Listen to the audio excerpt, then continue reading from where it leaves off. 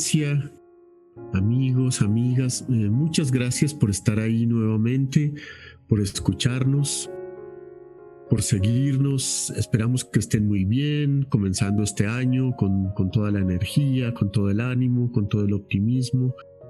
Y bienvenidos a este nuevo episodio de En Mi Mente, nuestro programa de radio en el que estamos trabajando, y también de podcast en el que estamos trabajando contenidos relacionados con la salud mental y el bienestar emocional.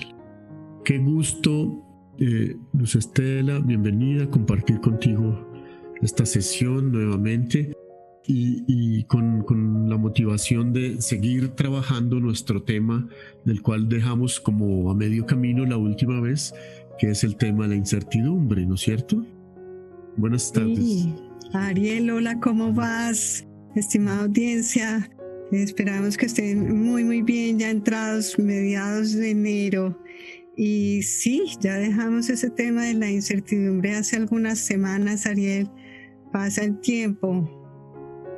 Sí. Entonces vamos a hacer un pequeño resumen de lo que trabajamos en ese capítulo para continuarlo, y vamos a ver hasta dónde nos da el tema hoy, para ver si lo cerramos ya del todo. Desde luego es un tema bastante largo y complejo, que tiene muchos elementos, como vamos a verlos en el programa de hoy. Pero la vez pasada definimos la incertidumbre como la falta de conocimiento seguro y preciso acerca del desenlace o consecuencia de una acción, decisión o acontecimiento de que se va a presentar, ¿no? No sabemos con seguridad qué va a pasar.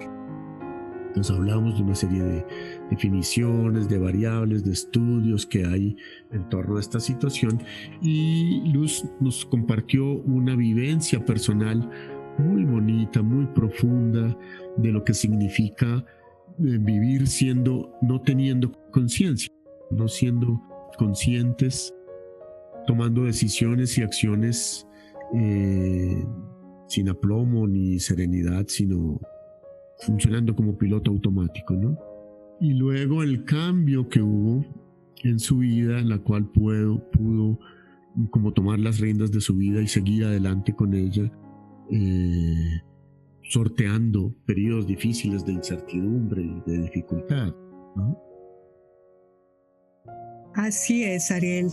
Y ahí ese punto creo que es uno de los más importantes, y es que los eventos llegan, los divorcios llegan, los fracasos llegan, y es con qué lente estamos viendo esas circunstancias, es procurar tener la calma suficiente, el aplomo suficiente para poder tomar decisiones conscientes. Y como decíamos la vez pasada, tomando decisiones conscientes no quiere decir tampoco que la va a ir uno a pasar bien o a estar lo mejor, no, porque en ese orden de ideas, cuando uno toma las decisiones, también las circunstancias pueden seguir cambiando. En este momento se está evidenciando este tema de la nueva cepa, por ejemplo, del coronavirus, y de cómo se va a afrontar esta nueva situación. Entonces las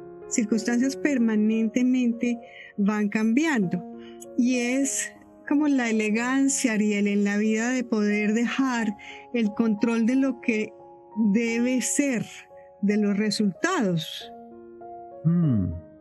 De acuerdo, sí.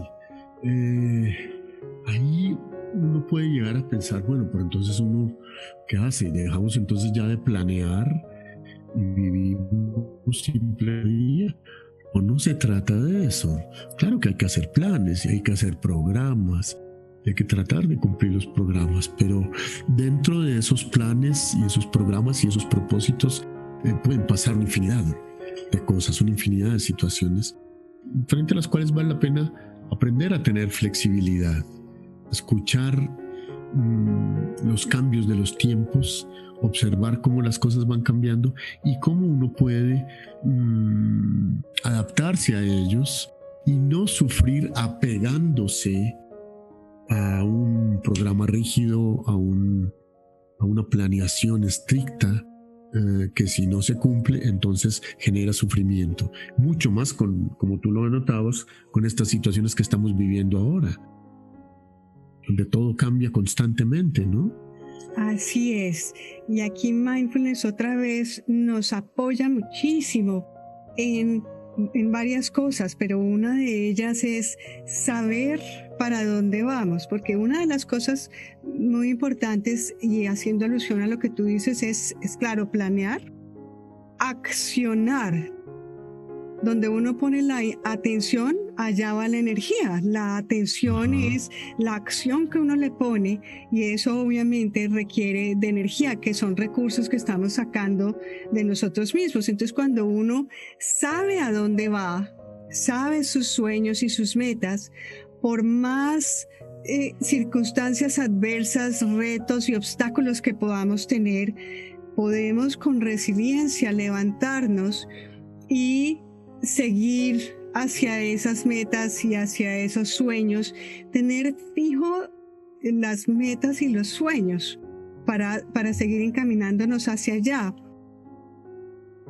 Aunque algunas veces puede pasar que tengamos que hacer como vueltas o unos vueltas un poquito más no planeadas de lo que teníamos. Pero una de las cosas muy claras es que la vida cambia permanente. Hoy somos muy diferentes a como éramos 10 años atrás, 5 años atrás, y seremos diferentes a como seamos 10 años adelante o 5 años adelante. Todo cambia, nuestros seres queridos se van, nuestros amigos, unos llegan y otros se van, como la canción antigua, que de pronto para nosotros es familiar, no tanto para los jóvenes, pero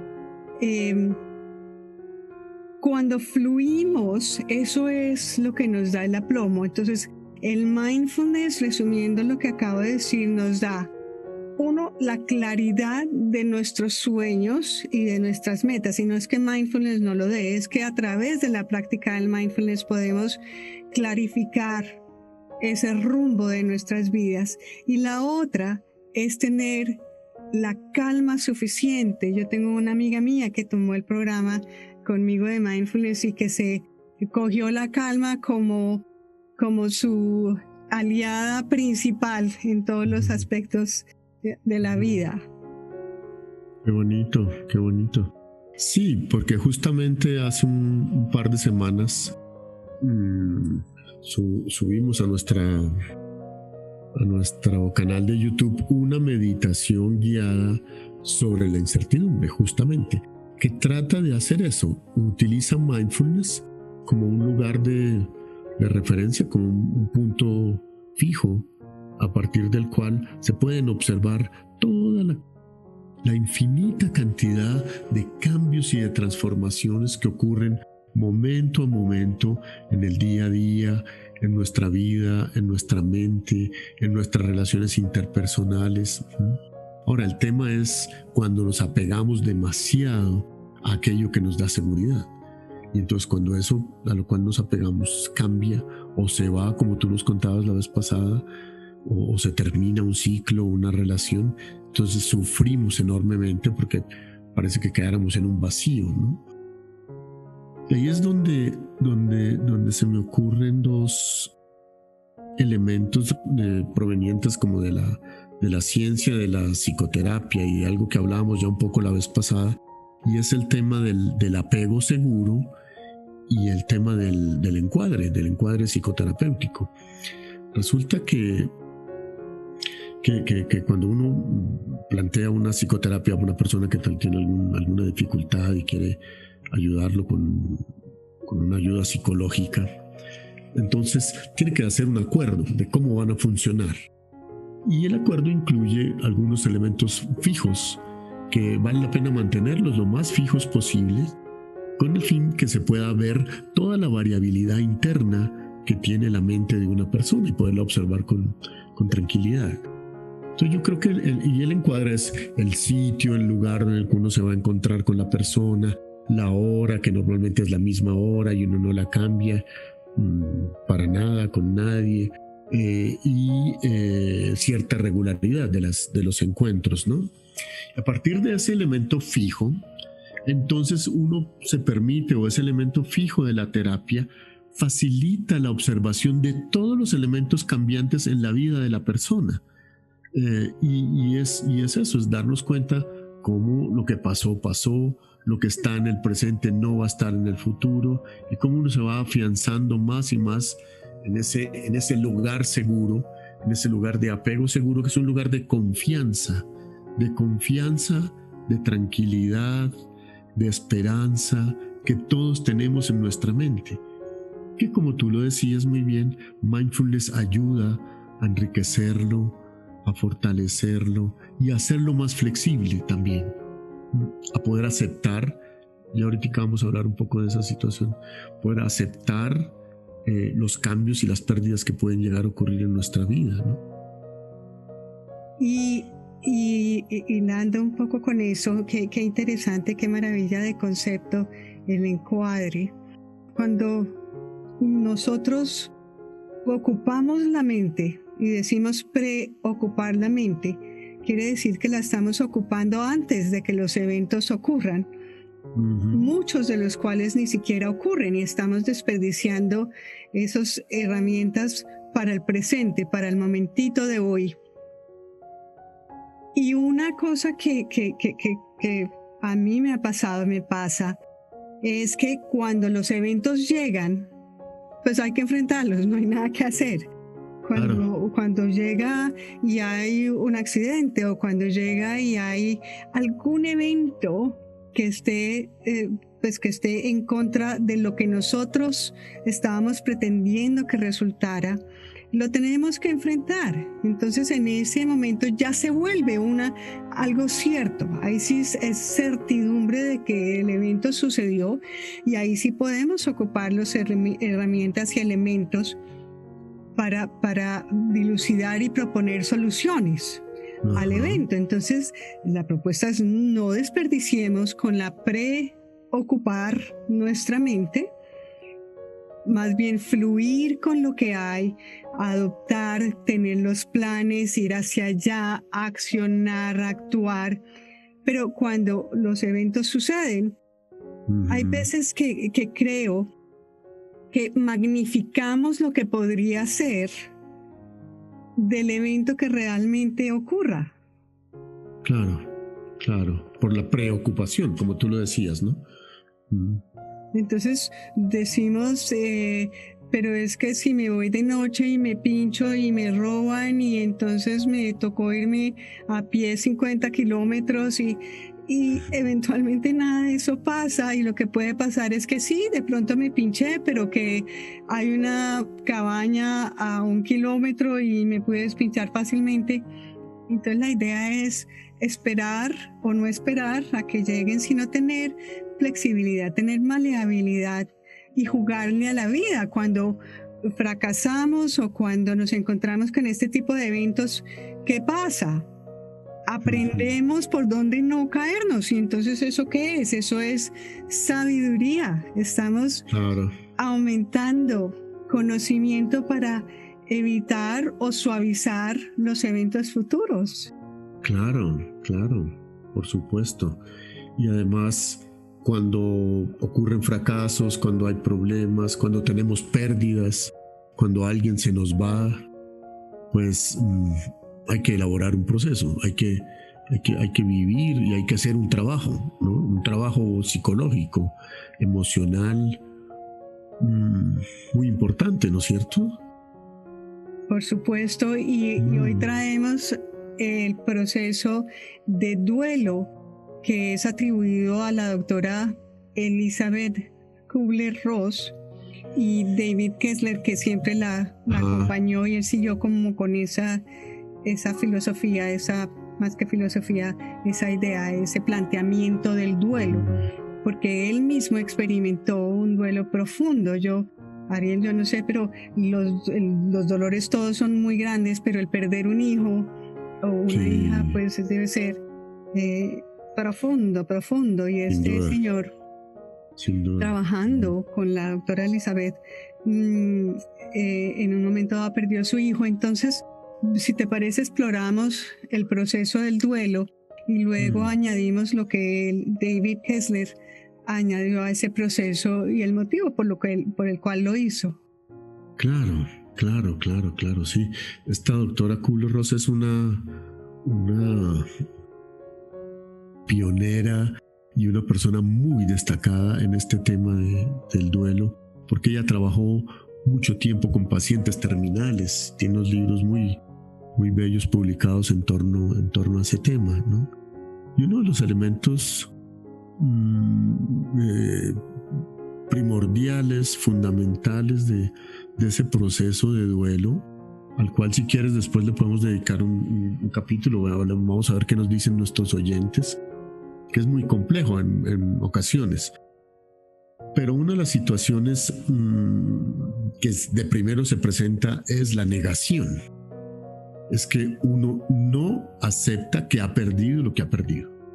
Dice, no es verdad, eso no es así, y se resiste, porque como la pérdida causa dolor, así sea una pérdida pequeña, pero nadie quiere perder nada de lo que tiene. O si es una pérdida grande, como la que tú dices, un ser querido, un hijo, una persona significativa en la vida, una relación, un proyecto, pues lo que uno hace es decir, no es verdad, esto no está pasando, y se resiste a aceptar, que es la siguiente etapa, ¿no? La de la aceptación, que la pérdida realmente ha ocurrido. Es normal, todo el mundo niega, y a veces hay gente que se hace la loca y frente a una pérdida y se va de fiesta, ignora por tenerle miedo a la tristeza, ¿no? O si ha tenido una pérdida amorosa, rápidamente consigue otra relación para no sentir la pérdida de la relación que ha perdido. Y ahí es un craso error, porque seguramente esa otra relación no es una relación auténtica en sí misma, sino es una relación que viene a reemplazar la anterior. Y ya comienza con muchas dificultades. Es difícil que de esa manera una relación prospere y pueda crecer, ¿no? Pero hay otras etapas, ¿no es cierto? Sí. Tú mencionando esta etapa, trayendo un poquitico el ejemplo de la pandemia y la pérdida. Es que con el proceso de incertidumbre, ¿qué es lo que pasa? El miedo a perder algo, el miedo a perder el estatus, el dinero, la situación, el flujo que nosotros estamos controlando. Y cuando llegó esta situación a nuestras vidas, cambió el mundo como lo conocíamos. Claro, completamente. Cambió, y entonces tenemos una pérdida, la incertidumbre, pero fíjate la maravilla de humanidad y cómo hemos evolucionado y cómo poco a poco nos vamos adaptando, nos vamos moldeando a la situación. Me parece fantástico también de resaltar tantas cosas, tanta maravilla, esta tecnología que hoy nos permite a los dos estar transmitiendo este programa, encontrar la vacuna tan rápidamente, tantas cosas. Entonces es maravilloso también ver cómo nos vamos moldeando. Entonces, volviendo a tu tema, el negar nos frena mucho la posibilidad de solucionar problemas, solo porque entonces nos podemos decir a los brazos de otro o de otra, sin ningún afecto, sin ningún valor real de pareja. Y aquí, cuando no aceptamos, pues esto no es nada bueno, porque no podemos llegar al otro paso, a la solución, a evolucionar. ¿Cómo vamos a estar mejor? Entonces, definitivamente aceptar, aunque hay que aceptar también el proceso de la negación. Es parte del proceso. Claro, es parte normal. Todo el mundo lo hace, todo el mundo niega en mayor o menor medida al comienzo del duelo, la pérdida y tal. Sí, pues volviendo al ejemplo que tú ponías, que es un tema que nos incumbe a todos como humanidad en este momento, la gente que, por ejemplo, niega la presencia de la pandemia y niega el peligro que hay y no cumple con las recomendaciones, el distanciamiento, el tapabocas, el lavado de manos, estas cosas, pues puede llegar a tener problemas muy complejos, ¿no? Muy, muy complejos. Entonces la negación a veces ayuda a sobrellevar el dolor, pero si se exagera en ella, nos puede meter en problemas muy, muy complejos. Y luego viene otra etapa, que es una etapa en la cual uno comienza como a negociar con uno mismo, a aceptar la pérdida, a deprimirse. La depresión es una parte de la etapa, la tristeza, una tristeza que es absolutamente normal. Desde luego, cuando perdemos algo o alguien que queremos, pues nos ponemos tristes, nos tenemos que poner tristes. Entonces ahí es donde viene un diálogo interno. Y ser consciente cómo uno maneja sus diálogos internos le ayuda mucho a tener una mayor libertad de reacción posterior, ¿no? ¿Qué es lo que me estoy diciendo a mí mismo, a mí misma? ¿Qué historia me estoy contando? Porque nuestra mente cuenta historias constantemente, construye narrativas. Y cuando uno es consciente de esa narrativa, uno se da cuenta, hey, me estoy diciendo mentiras, ¿no? En realidad sí estoy triste, y es normal y es bueno estar triste frente a una pérdida.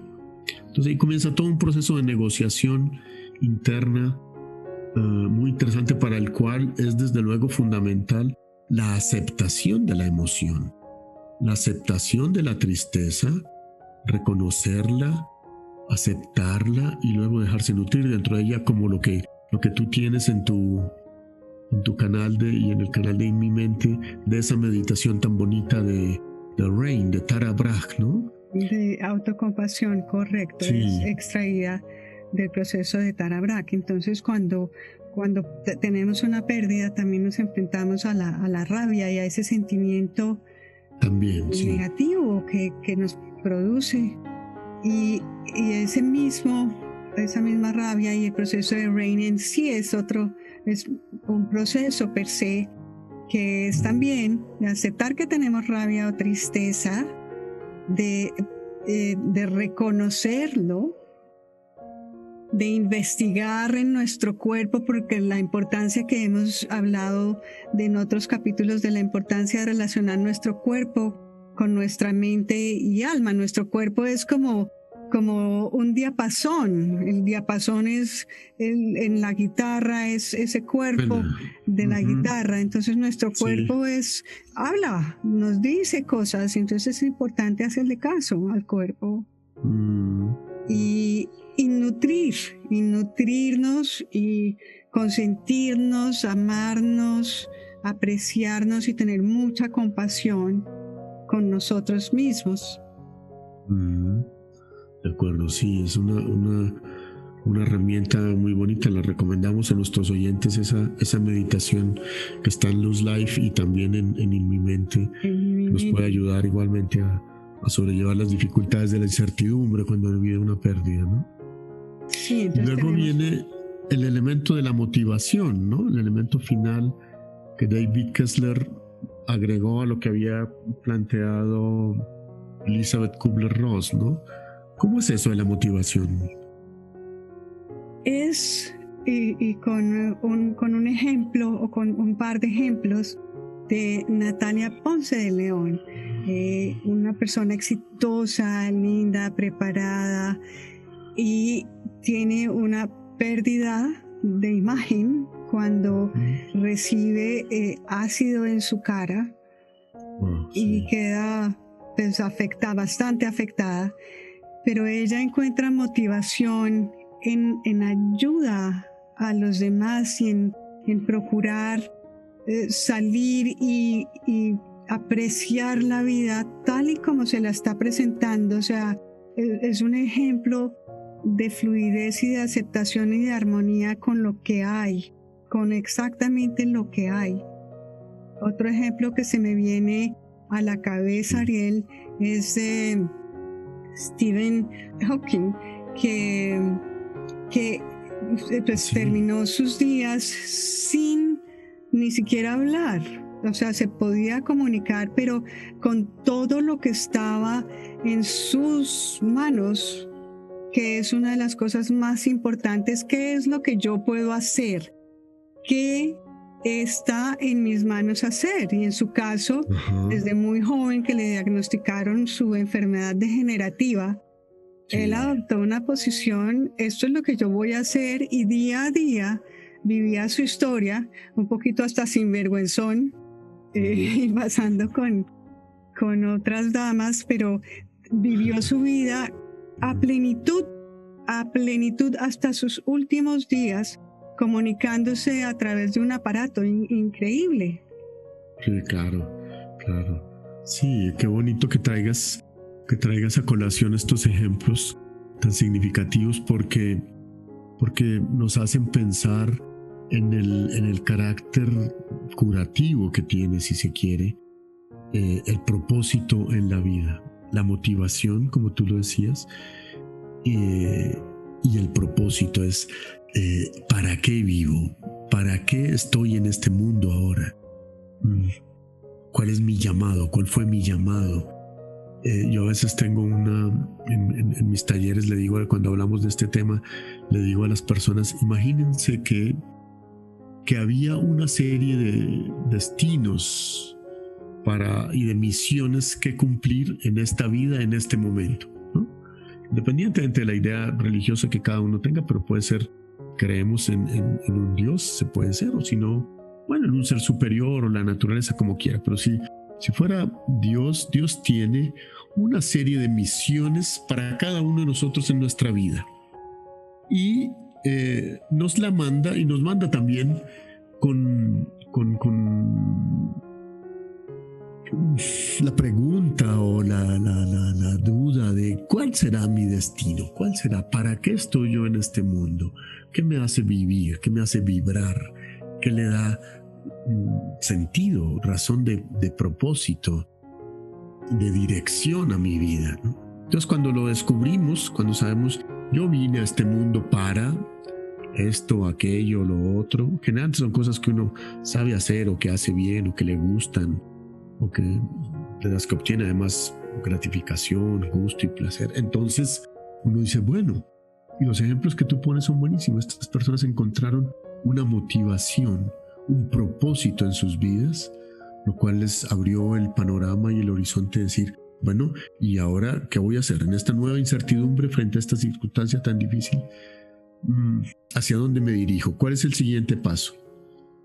Y ahí encontraron la información que necesitaban para superar la dificultad. Correcto.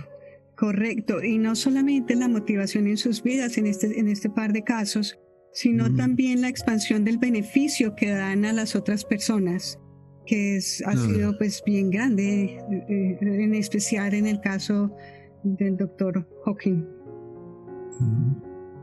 Por supuesto. Y ahí David Kessler lo adiciona porque él en su experiencia personal a la pérdida de su hijo le cuesta mucho trabajo. Él inclusive acepta, mire, a mí me cuesta trabajo todavía aceptar, pero yo recuerdo y aprecio, Ariel, que eso es otra cosa muy importante, que estas son las cosas lindas también que nos ha dejado lo que sea que ya pasó, la vida de los seres que se fueron, apreciar esos momentos que vivimos con ellos. O la historia de lo que nosotros éramos antes de la pandemia y esos abracitos deliciosos divinos que nos dimos y esa ternura que pudimos expresarnos a través del contacto. ¿Qué nos deja? ¿Qué cosas hermosas también nos ha dejado lo que ya se fue?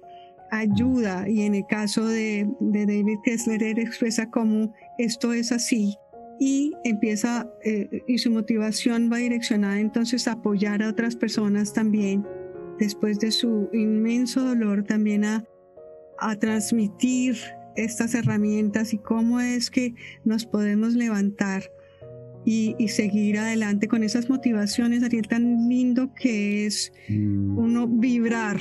O sea, otra vez con el ejemplo de la guitarra, que es mindfulness también lo que nos ayuda a entonar para sintonizarnos con nuestra vida, porque cuando tocamos con una guitarra destemplada, pues la canción no nos sale tan bonita.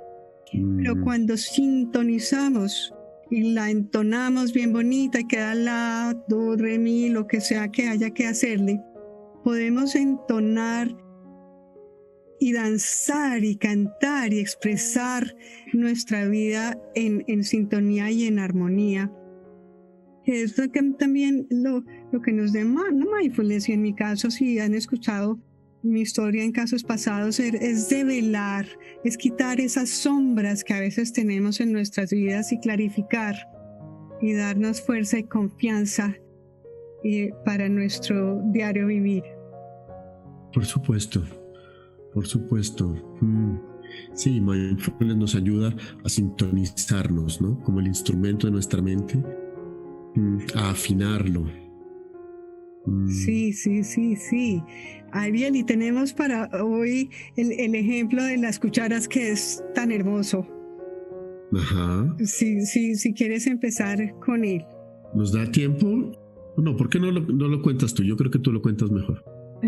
Okay. Bueno, imagínense que a un señor compró su tiquete para un buffet en un hotel. Y él entró muy feliz con su tiquete y entró a un salón precioso con una cantidad de gente, música, comida deliciosa. Pero la gente estaba muy apagada, muy triste. Y entonces él se preguntaba, pero wow, ¿por qué esto con esta cantidad de cosas tan deliciosas? Y pues resulta que lo que tenían para comer eran cucharas que medían más de 1 metro. Entonces obviamente pues no les alcanzaba para alcanzar con su boca.